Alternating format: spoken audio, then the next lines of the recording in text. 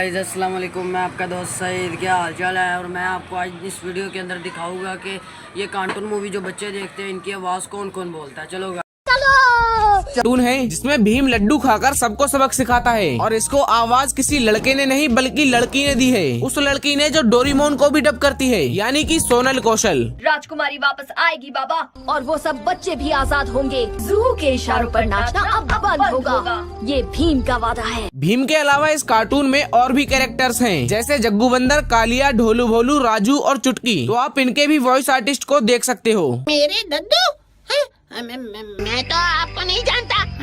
मैं तो अपने दोस्तों के साथ ढोलकपुर में ही रहता हूँ।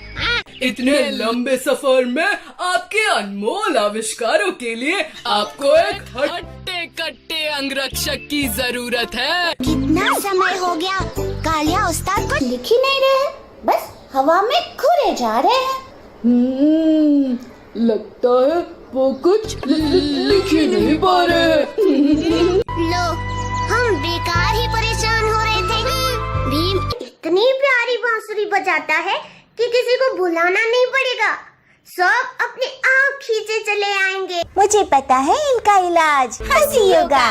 दोनों हाथ जोड़कर पेट की तरफ ध्यान लगाकर हंसो। Number 3, Mickey mouse. Mickey mouse एक ऐसा कार्टून है जो बचपन में हमने बहुत देखा है। बचपन में इसे देखे बिना नींद ही नहीं आती थी। ऐसा लगता था जैसे ये हमारी जिंदगी का एक हिस्सा बन गया है। लेकिन जो आवाज हम बचपन में सुनते थे उसको राजेश शुक्ला डब करते थे। ये रही प्लूटो की कटोरी, उसकी रस्सी और उसके पसंद की बिस्किट का बड़ा सा थैला।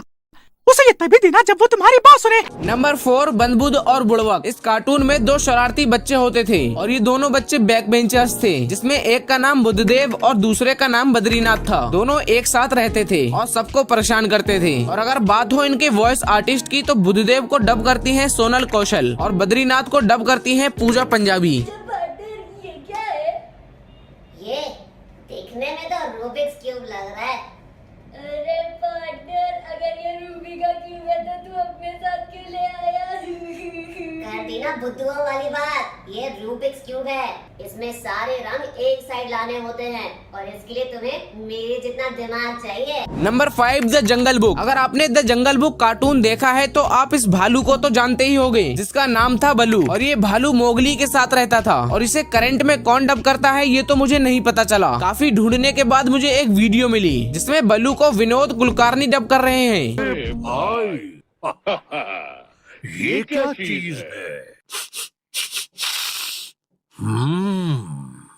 हे, ये तो एकदम ही नया लग रहा है।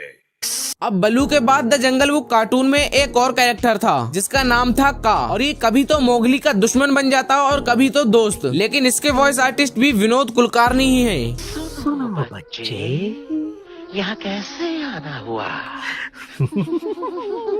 मानव का बच्चा, एक रसीला मानव बच्चा।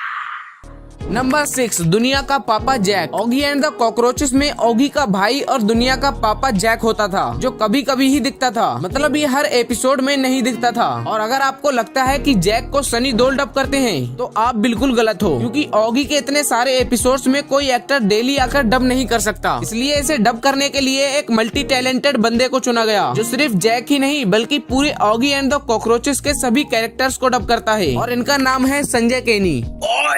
तोड़ दूंगा, फोड़ दूंगा, मेरे भाई को छोड़ दे वरना तुझे कहीं का नहीं छोड़ूंगा। मैं जानता हूँ बलि बकरे की दी जाती है, शेर की नहीं। तो क्या हुआ, मेरा भाई एक बिल्ला है मगर उसका जिगर तो एक शेर का है।